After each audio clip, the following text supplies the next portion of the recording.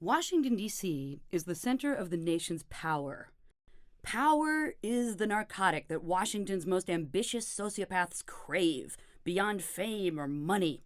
Since power is essentially defined by its enforcement, Washington is a city defined by war. The collective mood ring is always on orange alert. Since the closets of the nation's capital naturally reflect the defense, security, intelligence, industrial complexes that are the prime movers of its regional economy, residents of Washington, D.C. tend to dress very defensively. Their overprotective office wear essentially serves as both camouflage and psychological body armor. Since intelligence is power in D.C., D.C. fashion statements tend to be extremely conservative and deliberately boring. There is no content that can be read in a navy blue Brooks Brothers suit, save a certain tax bracket. It's a symbolic and sartorial corpse.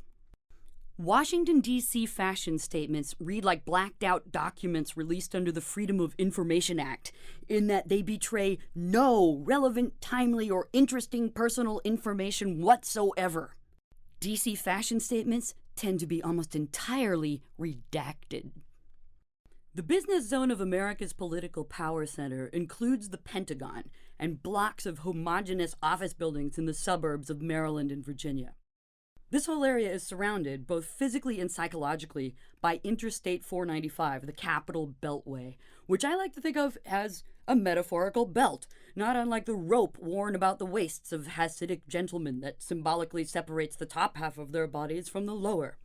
The Beltway separates hearts from minds, reason from dialogue, men from women, and power from the wretched refuse and teeming hordes that compose most of the American citizenry. In July of 2005, Rolling Stone magazine assigned me to the White House press corps for 5 weeks. It was a tense and divisive time. The second term of the Bush administration was just kicking into third gear. Valerie Plame's CIA cover had just been exposed, and this outrageous news cycle had just been deliberately derailed by the nomination of Justice John G. Roberts to the Supreme Court. There was a larger-than-usual helping of snappy young Republicans humming around the White House. Young women with prematurely wide, matronly hips and undersized cheerleader features, dressed in A-line Lady Bird Johnson-style dresses, with tightly twisted hair knots and pinkly detailed Coach handbags. Guys in their 20s were proudly shorn into a round-headed military look and wearing wraparound Oakley sunglasses, boxy dark suits, and the periwinkle blue shirts that wore that spring the reigning uniform of the GOP camp. I nicknamed these guys blue shirts. They seemed to share an abrasive, stinging kind of confrontational cleanliness, as if they had all just graduated from Brigham Young University with their virginity intact and celebrated by being shaken and poured into the nation's capital from an icy tumbler full of pine sol, pumice, and the New Testament. I was being thrown into Washington, D.C. entirely ignorant of what I was about to be covering. So, to appear less out of my element, I nervously decided to arm myself by blowing a bunch of money that I didn't actually have and investing in a proper pinstripe suit. At some point in time, there must have been some patriarchal conspiracy, a backroom deal between the Freemasons, the Mafia, Italian wool manufacturers, and the Council on Foreign Relations, that has made it virtually impossible for a lady to find a commanding, off-the-rack pinstripe suit in a simple, well-tailored yet unslutty cut. I trolled the better department stores, only to find suits for women that all seemed to be awkwardly cut in inferior fabrics and or larded with ruffles or ribbons or some kind of other ghastly feminizing element that robbed the lines of simplicity. I was no more able to find skirt suits in the right gray flannel or three-season Italian cashmere than I was in worsted Kevlar or 80 grit sandpaper. I finally broke down. I had no option but to get down and dirty and have a suit custom made. But it didn't come without a fight. The tailor, a Korean man, informed me that even the suiting material I'd managed to buy on the internet and bring to him, a lightweight indigo wool with faint white pinstripes 1 inch apart, was ordinarily reserved exclusively for menswear. He told me that female suits are far deadlier than the male, Men apparently are easier shapes to drape in pinstripes. The creation of a bespoke women's two-piece requires the highest level black belt skills in terms of the tailoring arts. I declined to accept this verdict as an uncontestable law of nature and bared my teeth over interminable delays in delivery, but ultimately I got the suit in time. I believe the poor man truly suffered for it. Nothing feels quite so importantly badass as your first lethal pinstripe suit. Like a first motorcycle jacket, invest in the best one you can buy without ruining your credit or going to jail, and then submit. Let the transformative effect of it swallow you whole. That is how you fall through the looking glass into weird new phases of adventure. One pair of black Prada slingbacks, bought for approximately the same price as the whole damn suit, a nerdy pair of glasses, and a necklace and earrings made of 10mm fuck you pearls later, eBay. I felt sufficiently camouflaged to hang out with my journalistic superiors in the James S. Brady briefing room. But even my proud and hard-won pinstripe costume could not prepare me for sitting in the same room as Fox News' Carl Cameron. Other reporters might show up for briefings looking deadline sleep-deprived, wind-blown, or slightly hungover. That Woodward and Bernstein as played by Redford and Hoffman look that says, "I am carrying the fire of such important, time-sensitive information. I obviously can't be expected to button all the buttons on my shirt, and this was the only tie I happened to have wadded up in my glove compartment." Carl Cameron, in contrast, always looked as freshly clipped, manicured, and clear-eyed as if he'd just slept 8 hours at the rectory, drunk a warm cup of nourishing electrolyte broth, and been ritually bathed, powdered, and tweezed by a team of executive choir boys.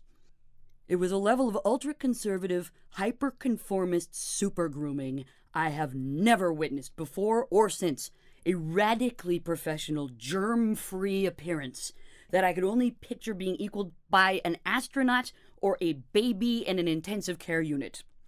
The effect is uncanny. Carl Cameron's personal presentation conveys a total self-abnegation and control freakiness that can conquer any obstacle to professionalism from lint to sorcery. If your goal is to work in or around the government, the unwritten rule, as it is in most professions, is to dress for the job you want as opposed to the job you already have. In Washington, D.C., this hierarchical imitation as flattery as day look has created a negative fashion feedback loop. The higher D.C. residents ascend professionally, the more deeply and successfully they submit their closets to this uniform superconformity. Type A go-getters in the nation's capital must look dissimilar from the whole, but somehow magically more so. Like Carl Cameron, they must stand out just enough from an otherwise identical crowd by being the cleanest, most twinkling headstone at Arlington. After my White House stint, I ended up spending nearly 5 years regularly loitering around Washington, D.C. for one reason or another. I was insatiably curious about the metabolism of the defense industry, having caught what the locals call Potomac fever. In Washington, D.C., there is an excruciatingly narrow margin for acceptable female dress. All women, no matter how attractive or plain, no matter how many postgraduate degrees they have or how well they fly fighter planes, walk an inescapable fashion tightrope. Their style will fall into the binary categories of either dowdy or slutty. There are virtually no fashion gray areas. The default answer to this no-win fashion conundrum for an alarming amount of working women is to buy their wardrobes at Ann Taylor, a label so ubiquitous in D.C., it might as well be tattooed on the C7 vertebra of every woman under 60. The line has always offered tasteful, middle management office classics in wool with just enough spandex to vaguely suggest a Sarah Palin stripogram. My nickname for the look was always capitalist burqa, or corporate office submissive. Cubicle wear of so-so quality for the single girl in her late 20s, whose self-esteem has been almost beaten to death by the beauty industrial complex, and whose decent education has been punished with a thanklessly demanding office job. She's a can-do Cinderella who's always had to change the oil in her own pumpkin and is too overworked to have a healthy social life outside the workplace. Her outfits must therefore be corporate respectable, yet body conscious enough to attract a nice tax attorney husband. Washington's permaclass of wealthy Georgetown establishment socialites has always ruled the roost on DC's domestic front. The older rich ladies are the keepers of the social rulebooks, and the keepers of all the best humant, an acronym for human intelligence, and rumant, rumor-based intelligence, in town. These are the mean girls who make or break political aspirations, who get to wear big hats at polo matches, make disparaging comments about social climbers, and police the actions and/or styles of younger, more fertile women. For a large part, the formal wear created for these women, one of the global teaspoonful of humans capable of affording such garments, is girdled and privileged, highlighting a state of voluntary submission to the patriarchs of their tribe. Their look is an orderly, anger and yang-free approach to the complex abyss of femininity, drawn from the late 1950s to mid-1960s, when husbands were playboys and closet homosexuals, and wives attended luncheons and kept up with correspondence until trotted out for state occasions. Rich Georgetown ladies tend to drift into that Pat Nixon look that denies that the late 60s ever happened. Their clothes evoke a demure, under control, decidedly non-rowdy, submissive type of woman who appreciates her role as an ornament of great value and sits prettily and quietly in Gulfstream jets. It is the look of mothers of brides and Hong Kong billionaires' wives. The hard hair and brocade jackets are a throwback to the freeze-dried, declawed, prim, undersexed, shellacked, deodorized, imperial establishment matron style that always seems to crawl back into women's fashion during Republican administrations and tends to coincide with tighter restrictions on women's reproductive rights, upticks in racism and Bible thumping, and the economic rape of the middle class by unforeseeable stock market calamities that still somehow always seem to massively benefit the nation's richest 1%. During the darker years of the Bush administration, it struck me that the cut of most women's clothing in retail fashion inventories eerily evoked Rosemary's Baby. It was all baby doll dresses and little pastel blouses with Peter Pan collars and smocking over the collarbones. Child women were infantilized and bowed up until they resembled decorative virginal Easter eggs. All the high heels seemed to evaporate from department stores in favor of quiet little ballet shoes that might enable a wife to tiptoe out of the dining room so that the men, freshly cigared, could talk like grown-ups. There's an indulged weakness evident. The ideal society wife is made into a streamlined luxury toddler. Many pieces evoke the pampered with a capital P innocence of the nursery, yet defy the vigor of either youth or sex. In the baby doll dresses, there is no ironic infantilism, that flirty kinderwhore cuteness that winks at pedophilia, but a kind of learned helplessness that waves a limp hand at actual infirmity. The kind of silky pink bed jacket garments one imagines Sonny von Bülow wore to sleep through parties. The creations of designers who cater to first ladies, such as Valentino, Oscar de la Renta, and newcomers like Derek Lam, tend to be nostalgic and never challengingly hip. It is a clean monarchic glamour. The brands have a tenure granted by the designer's perennial alliances with actual monarchies and the otherwise untouchably rich. In iconography alone, such brands are pure currency. Jackie O both mourned JFK and married Onassis in Valentino. When I was first allowed into an Oscar de la Renta boutique reviewing retail for the New York Times, I found the garments mind-blowing. I clutched the insanely craft-saturated sleeves and stared into them like kaleidoscopes, wondering how many nuns went blind. Layers upon layers of meticulous, eye-crossing detail created a mesmerizing depth of texture. There was so much going on. whole landscapes and leitmotifs, rotten black beads and marabou feathers, drapes and pin tucks of such alien perfection and accuracy that the dresses looked like they were built by the pixie corps of engineers. It was there that I saw the point of it all. Clothing this advanced just might guarantee a lady the center of attention in most rooms, even if she lacks charm, looks, and substance. It is the haberdashery equivalent of a Maserati. People are likely to be a bit hypnotized, no matter how unspectacular the driver may be. Airtight fashion laws are a natural extrusion of Washington's locked-down, security-addicted collective mindset. Proper clothing is an initiatory wall of fire that everyone has to pass through. The right clothes are one of the prices of admission. Democracy may or may not end at the footsteps of the Capitol, but it definitely ends by the time you get to coat check. One of the best anecdotal examples of this is when Google co-founder Sergey Brin arrived on Capitol Hill one day in 2006, believing his worldwide clout would be a sufficient door opener for him to casually drop in and meet members of Congress. The visit, which was reported in the Washington Post, was hurried, and in what was regarded by some as a snub, Brin failed to see some key people. This is what Ken Auletta wrote in The New Yorker.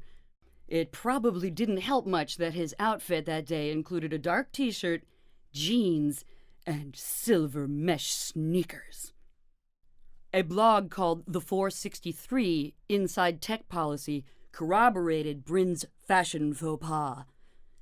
There was a quote, "We still hear from Hill staffers about so-and-so, big-name tech CEO, who dared wear jeans with a sport jacket and loafers in their office back in the 1.0 age, and how their boss quietly fixated on this breach of etiquette." Such is the inviolable nature of DC's fashion totalitarianism. Capitol Hill didn't care that Sergey Brin was potentially the biggest asset in the Western world for an upcoming cyber war with China. Anyone who has managed to rise to a prominent position in the realpolitik machinery of the free world needs to see the stripes on your necktie first so they know you're safe to play with. It's a military town, and Brin's way too casual Friday look was perceived as a severe breach of protocol. The attitude to this buffoonish invasion loosely articulated. "Oh, so you must be Mr. Special Internet Genius? Well, perhaps when you're swinging on the big tire in your California jungle gym, you can wear flip-flops and a Levi's loincloth. Thinking out of the box might be a swell advantage over there in Silicon Valley or Asperger's Island or whatever it is you kids call it. But in Washington, D.C., by God, our sandbox is called the Middle East. And we have these things called security clearances, which mean that we are the only real grown-ups on Earth who know the horrible truth. And we've got news for you, Captain Imagination. There is no out-of-the-box anywhere. You are always in the box. The more you think you exist outside of the box only shows how tragically ignorant you are of how deep the box is and how inescapably in the box you really are. Enjoy your plane trip back to your own personal fairyland where there's cups of crayons in the lunchroom so you can be creative on your placemat. Now, if you'll excuse me, I've got some death to deal out.